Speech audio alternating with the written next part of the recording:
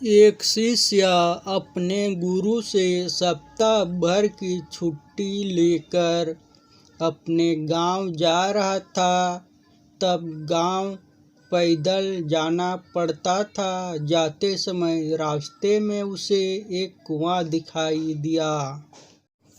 शिष्य प्यासा था, इसलिए उसने कुएं से पानी निकाला और अपना गला तर किया। शिष्य को अद्भुत तृप्ति मिली, क्योंकि कुएं का जल बेहद मीठा और ठंडा था। शिष्य ने सोचा, क्यों न यहाँ का जल गुरुजी के लिए भी ले चलूं। उसने अपनी मशक भरी और वापस आश्रम की ओर चल पड़ा। वह आश्रम पहुँचा और गुरुजी को सारी बात बताई। गुरुजी ने शिष्य से मशक लेकर जल पिया और संतुष्टि महसूस की। उन्होंने शिष्य से कहा, वाकई जल तो गंगा जल के समान है। शिष्य को खुशी हुई। गुरुजी से इस तरह की प्रशंसा सुनकर शिष्य आज्ञा लेकर अपने गांव चला गया।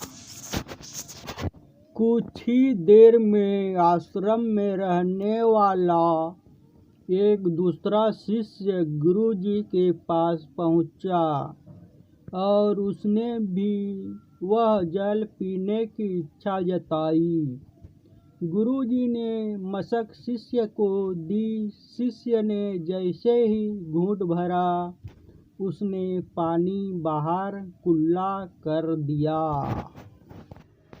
शिष्य बोला, गुरुजी, इस पानी में तो कड़वापन है और न ही यह जल शीतल है। अपने बेकार की उस शिष्य की कहानी प्रशंसा की।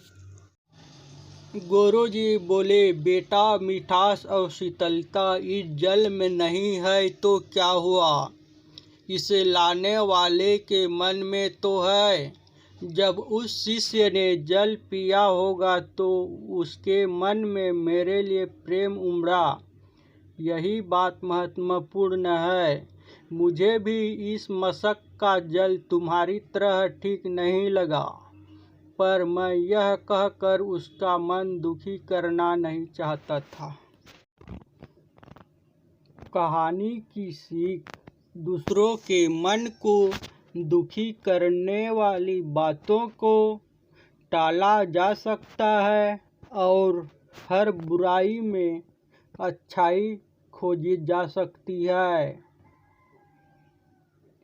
हाय दोस्तों, bye bye. Comment and like कीजिए। मेरी कहानी कैसे लगी आप सबको।